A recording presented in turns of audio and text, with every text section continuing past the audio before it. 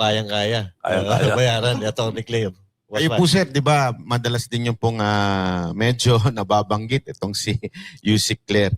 Sa tingin niyo po ba talagang itong si Yusek Claire ay isa sa mga dahilan kung bakit itong administrasyon ni Marcos talaga naman nagkakaroon ng ganyang trust rating na -3?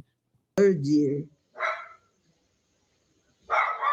BBM will look like siya ang savior dahil ihihinto niya. Papaimbestiga niya. Patungkol dito, kung ako po ay imbitahan sa Komite on Franchises. Pero kung hindi po sila nanonood sa inyong show, hayaan na lang po natin sila na imbitahan ako. Pero pag imbitahan po nila ako, pwede ko pong ibunyag ang mga naturang insentibo. Yes.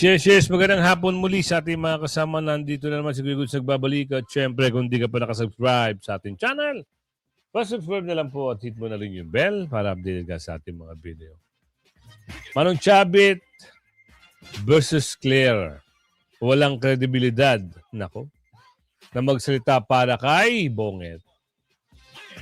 Sabi ni BBM, papunta tayo sa bagoong Pilipinas. Hay na naman. Yan ay abangan nyo ha. Atty. Guanzo na magsasalita dyan. Budol na naman ang budget ng 2026. Totoo. Talaga hong budol dahil mamaya may papakita ako sa inyong video. Hindi nila alam siguro kung paano naman nila nanakawin. Grabe, no? Talagang ang titindi nila. Sobra-sobra talaga. Paano kaya nila dudurubohin itong budget na naman?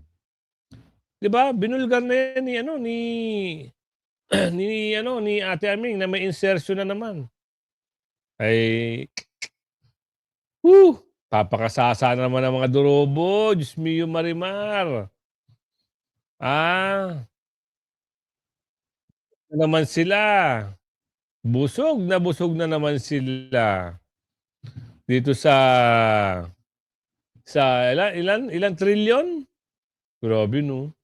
Ilang trilyon ang nanakawin? Mamaya, abangan nyo sa dulo ng ating video. Mamaya, para mas maganda, tapusin nyo yung video kung paano nila dudurubohin ang kaba ng bayan. Diba? Hindi 2023, 24, 25, 26. Meron pang isa, 27. Baka yun ang pinakamalala. Diba? Doon na magtatapos ang karera ni Bonget. Pero siyempre, alamin natin dito. Ito, paano nila nakawin yung 7 trillion pesos na national budget para sa 2026. Aprobado na. Kingina, paldo na naman ang gago. Kanya-kanyang isip na naman paano ibubulsa yung pukin ng inang yan. Hanggang ngayon, wala pa nga nakukulot sa ninakaw eh. May bagong budget na naman na magpapartihan, paldo. di ba? Totoo. Totoo, paldo-paldo na naman sila. Sabi ko nga sa inyo, paano na naman na pag-iisip, paano nila hahatiin na naman yung ilang trilyon? Pasok natin dito kay Manong Chabit. Manong, birahi. Birahi mo para matauhan. Against Marcos yan, dami ng banat, walang alam, dami niya sabi. Tapos, nung in-offer yung posisyon, may budget sila 2.4 billion, bumaliktad kagad. So, anong kredibilidad niya ngayon? Magsalita na para kay Marcos. Siya binabanatan, masamang tao yan si Marcos, masama, biglang mabait si Marcos. So, walang credibility yung mga taong ganyan. Nakaka-record, siya nagsasabi na walang alam si Marcos. Yun dati. Bongbong Marcos. Oo, walang alam yan, walang alam. Totoo yung sinasabi niya.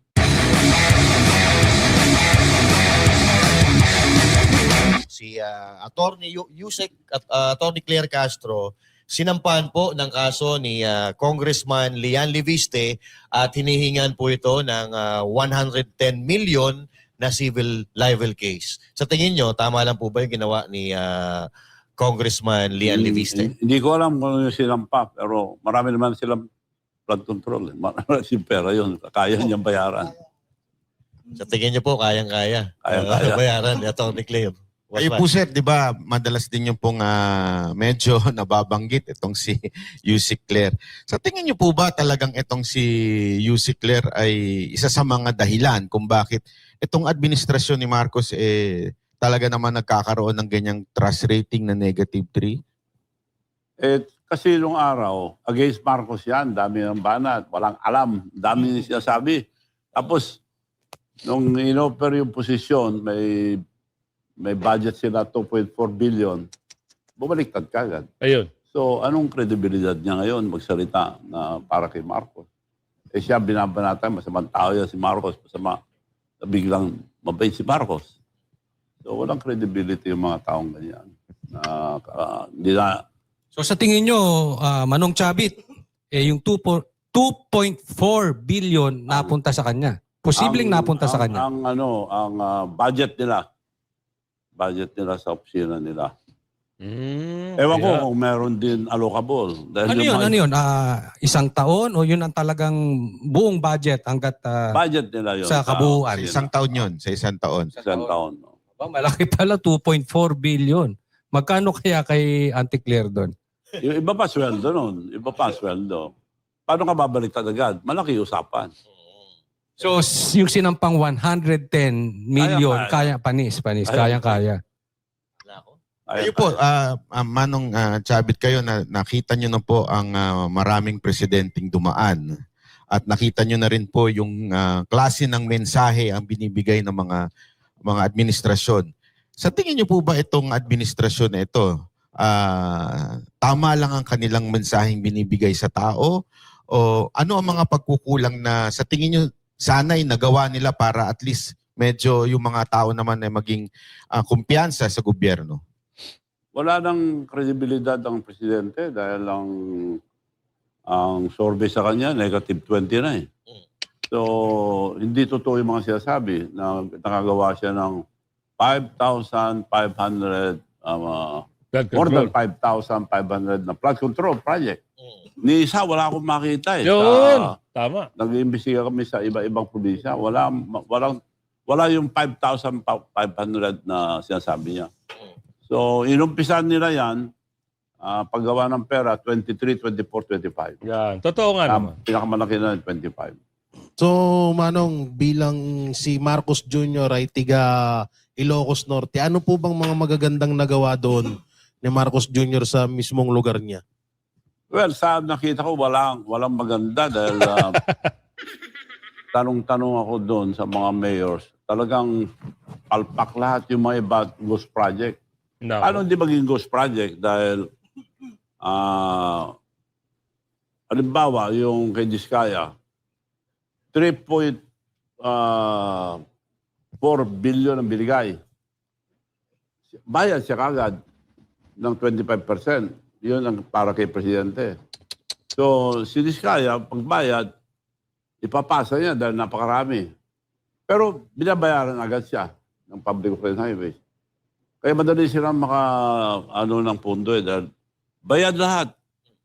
So sa madaling salita, Manong Chavit, yung sa Ilocos Norte, involved din na contractor itong si Diskaya. Ngayon, kasi may kaso si Diskaya eh. Bakit hindi iniimbestigahan ng presidente kung siya yung... Si Diskaya nagsasabi totoo. Yan. Siya unang inimbestiga eh. So, lahat yung sinabi niya totoo. Kaya, kinulong. Dapat sila ang testigo dahil sila nakakaalam yung mga project. Dahil nagsasabi ng totoo, siya ang sinampa ng kaso.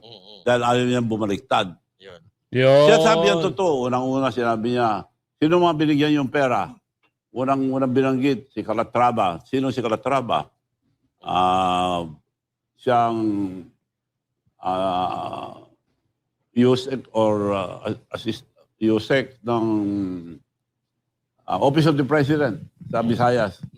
Siya ang tumatanggap ng mga 25%. Sabi ni Diskaya. Nung sinabi yun sa ICI, huwag mo ilagay yan, sabi. Dahil sila Calatrava, ang asawa niya, kapatid yung asawa ni Martin Romualdez. Ayun, so may connection pala So, talaga. yung chairman ng ICI, siya nagsasabi. Kaya wala nang kredibilidad yung ano, nag-alisa na nga lahat yung ICI na yan. So ibig sabihin Manong, kahit na may sabihin yung sa ICI against to president, pinapa-cancel ganun kasi sabi Kaya niya. pa-cancel. Like yung sinabi niya, huwag niyo pwedeng bigyan yan. Tiyanggal. Tapos sinabi pa, nagbigay kami ng 20 million kay Speaker Martin Romualdez, pinagawa yung radio station niya. Tinanggal din. So, pinipili lang ilagay yun. Kanina pag-usapan po natin yung 5,500 na flood control project. May pinapalabas sila ngayon na mali daw po yung figure na ibinigay ni dating Secretary Bunoan kay Pangulong Bongbong Marcos. So, yun po ang iniimbestigahan nila ngayon. Ano masasabi niyo po doon? Well, bago siya nagsalita, kung totoo yan, dapat presidente siya, wala siyang alam. Oh, yun, tama nga naman. 'Di ba? Pag ikaw gusto mo maging presidente, dapat meron kang talino, meron kang abilidad. Pag wala kang alam at ob-ob ka, mag-resign ka na. Samantala, dito tayo mapunta. Attorney Guanzon. Oo, high na naman daw na nagsalita. Sino? Si Bongit. Maganda ito. Sabi ni BBM, papunta na tayo sa bagong Pilipinas. Bakit? Nag-exodus ba tayo? Nag-migrate ba tayo sa ibang island? Ano ba feeling nito? High na naman to. Ano ba feeling niya yung may pupuntahan ba tayo? Bakit sinasabi nito ng BBM, mapunta na tayo sa bagong Pilipinas? Ayaw po namin umalis dito. Bayan po namin dito, kayo po umalis, BBM. Grabing damage ginawa mo.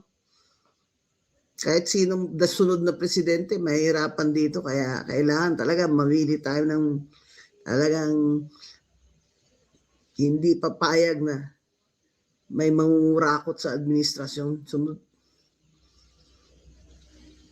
Patungo na tayo sa bagong Pilipinas. Naginip ba to? High na naman ito. Nakita niyo yung tsura niya doon sa UAE? Magano-gano siya.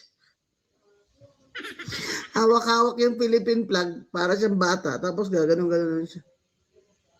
Meron siyang iniisip sa utak niya. Meron siyang music na sinusunod. Talagang malala na itong BBM.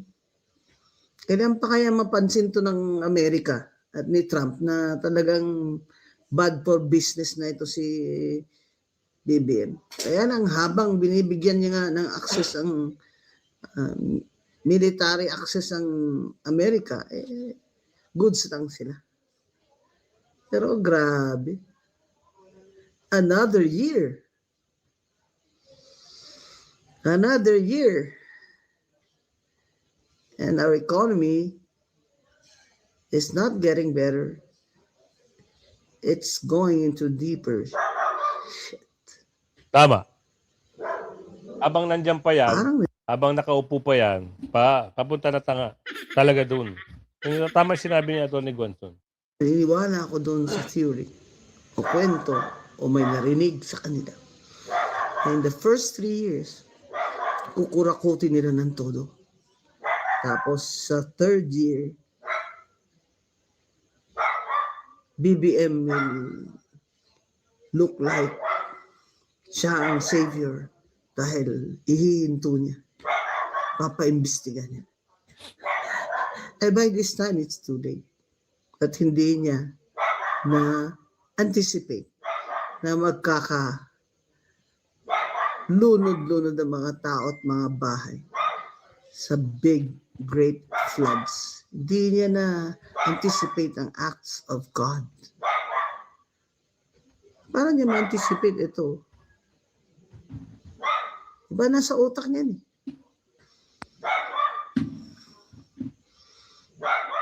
Talaga bang naniniwala pa kayo na hindi siya cocaine addict?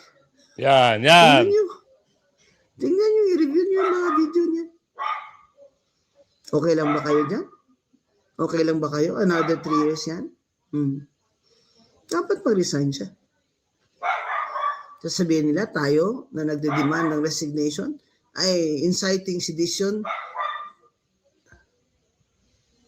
Ang dami nyo ng mga abogado dyan, pero ang tatangan nyo, no? Tatakutin nyo pa kami ng sedition. Di ba? Maganda rin yung binitawan ni Atty. Guanzon eh. Dito tayo kay Atty. Trixie. Talagang aminado na nabudol na naman tayo. Nagtanggal siya dun sa unprogrammed appropriations, pero he didn't mention anything about yung mga increases sa NEP in things like farm-to-market roads, yung health, yung subsidies for healthcare, yung mga pinamimigay as a form of medical assistance, pati yung mga IX assistance to individuals in crisis situations. Tumaas yun. Those are again higher than the NEP. But the President did not say anything about it at hindi niya vinito yung sobra. Opo. So, again, budol na naman. Ito ang DWAY 1330. Decision po ng Korte Suprema, no? Kasi nagbasa ako dito sa ilang mga separate opinions. At least merong 3 rito na merong pinag-usapan patungkol sa unprogrammed appropriations. Una, itong si Senior Associate Justice Marvic Leonen, sabi niya that the increase in unprogrammed appropriations is unconstitutional as Congress can only approve or reduce the budget proposed by the President. Tapos, sabi pa niya rito, as the result, entire 2024 GAA should be declared invalid and that the 2023 GAA should have been reenacted. Dito naman sa sinabi ni Associate Justice Benjamin Caguioa, sabi niya rito that Congress exceeded its authority when it increased the unprogrammed appropriations proposed by the President, describing the move as a deliberate attempt to circumvent the constitutional prohibition against increasing the President's proposed appropriation. Sabi naman dito, he noted that in doing so, Congress grossly undermined the executive's development goals and policy priorities. Meron pang isang justice dito, sabi naman ito, medyo mas malinaw ito sa kanya. Si Associate Justice Ramon Paul Hernando held that unprogrammed appropriations in the GAA are unconstitutional and that the entire amount should be removed. Dito po, mahigit 200 billion pesos, 243 billion pesos ang na-ratify ng Kongreso. Pero merong 92.5 billion pesos na binito ang Pangulo dito, no? Binawasan daw yung mga unprogrammed funds. Pero sa tingin nyo po, swak po dito yung sinasabi po nitong mga Associate Justice po ng Supreme Court, Attorney Trixie? Well, on the matter of increasing the appropriations, oo, malinaw yan sa saligang batas, so walang issue. And pare-pareho actually sila nang sinasabi. Dito, yun yung heart ng issue is to whether or not yung budget itself is unconstitutional dahil pinalaki nila yung unprogrammed appropriations. Doon nagkalintik-lintik. Yung budget sana sa program mapupunta ay napunta sa unprogram. So, mayroon na naman tendency na nakawin. 'Di ba?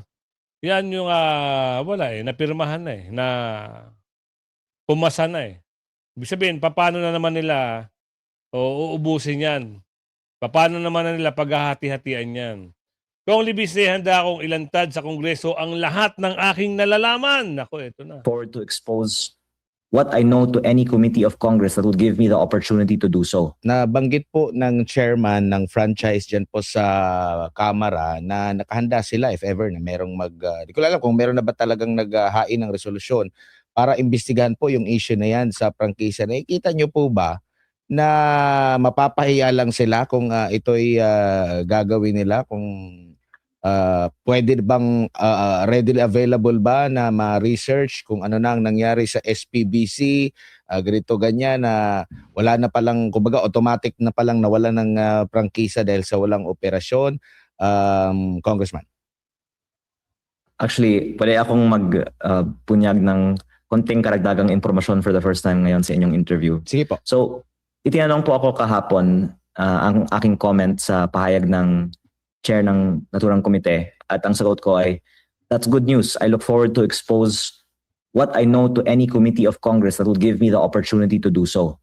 At ito po ay addressed sa franchises man, energy committee man, o ibang mga komite na may kaugnayan sa ating ekonomiya.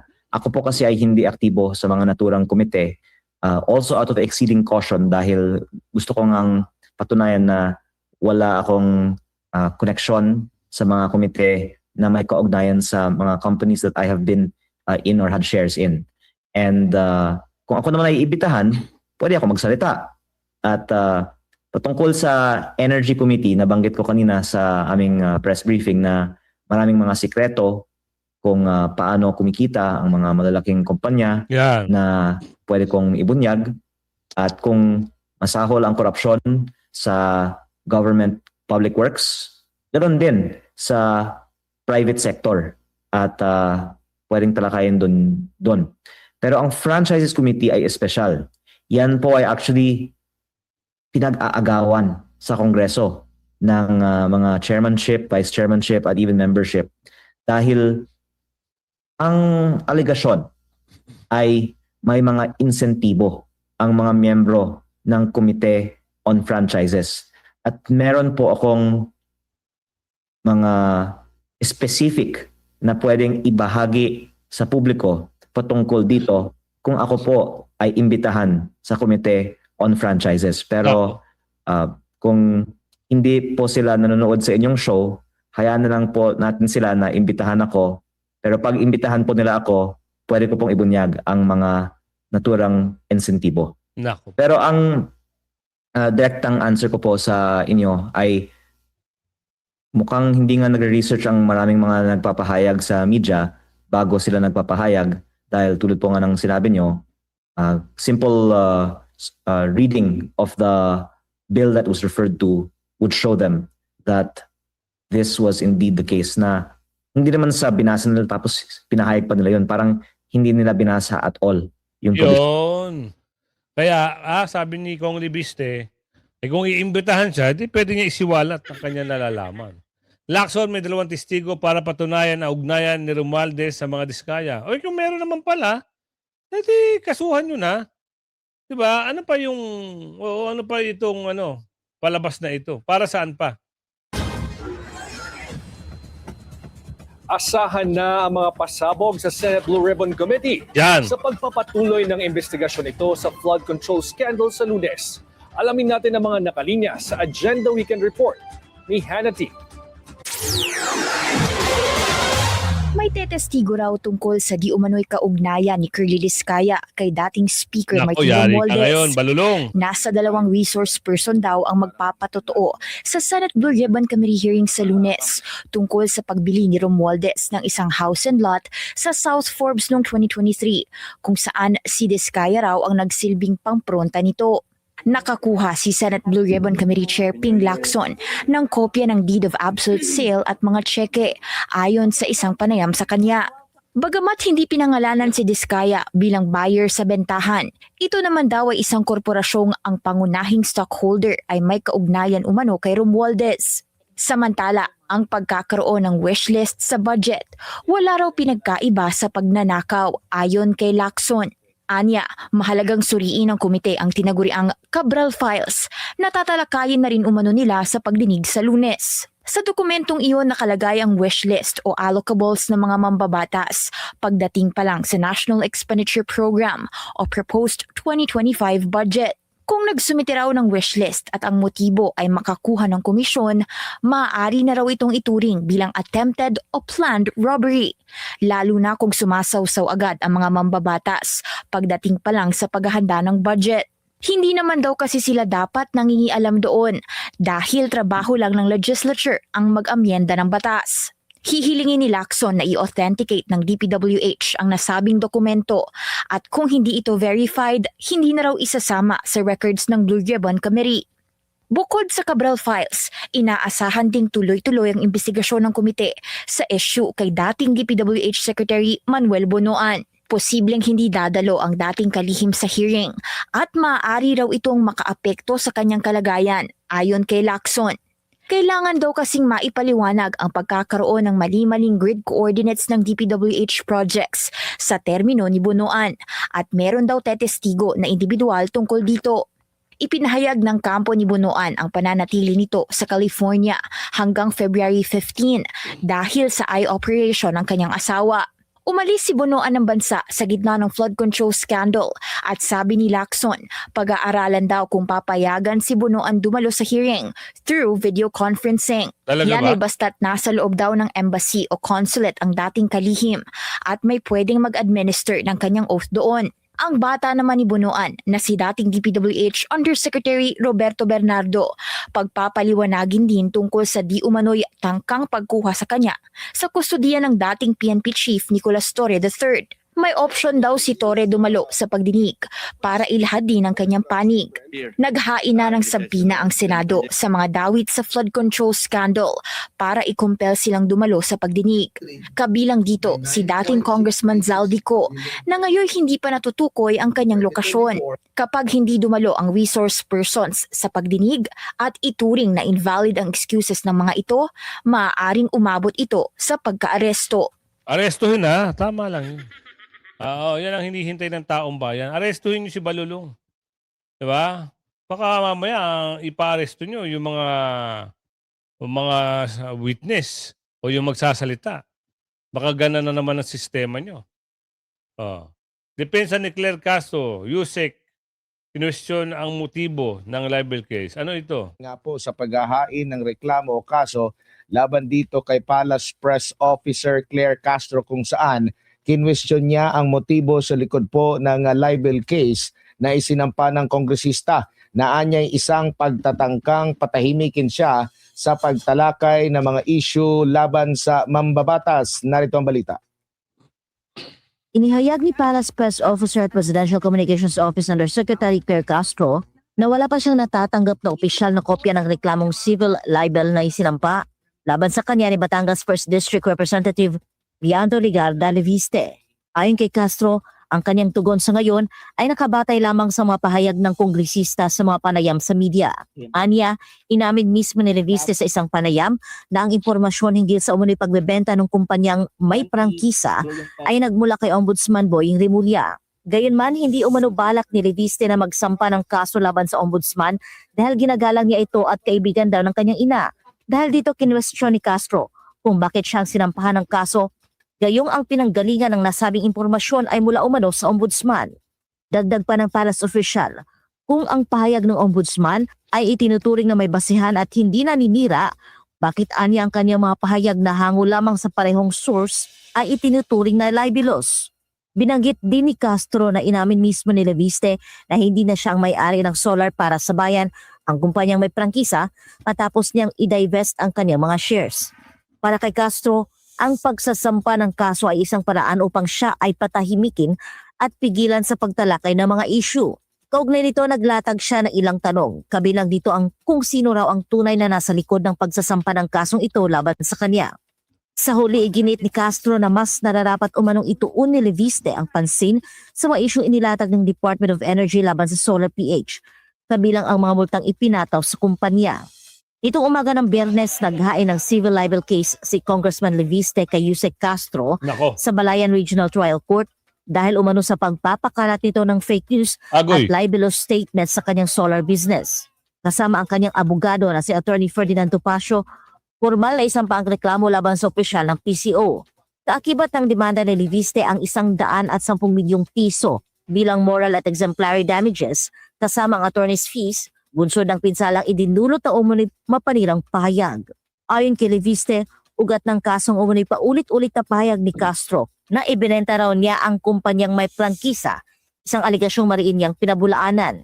Nagsampa po ako ng libel case kay Yusek Claire Castro para sa 110 million pesos in damages Agoy, plus agoy, agoy. attorney's fees. Ito po ay civil case at hindi criminal case dahil hindi ko naman po nais na masaktan si Yusek Claire Castro. Nais ko lang pong depensahan ang pangalan ko dahil sa kanyang pagpapakalat ng fake news tungkol sa akin. Nilinaw naman ng mambabatas na hindi personal ang kanyang hakbang at wala siyang galit sa administrasyon o sa national government. Aniya, layunin lamang niyang itama ang maling impormasyong ipinakalat laban sa kanya. Yun. Para sa Tama nga naman. 'Di ba? Kung ikaw ay binabatikos at alam mo naman mali-mali yung pagbanat sa'yo, eh siyempre gagawa ka nga naman ng hakbang mo para linisin ang pangalan. So ngayon, siguro ito yung paraan ni Kong Libiste para malinis ang kanyang pangalan. So, eto na. Kinasuhan. Ang problema, yung danyos, mababayaran kaya. Kagaya ng sinabi, mayroon palang 2.4 billion, sabi sa video. Ay, kaya siguro, no? Kayang-kaya. Kaya kung mabot sa video na to hanggang sa muli, like and share. Bye-bye!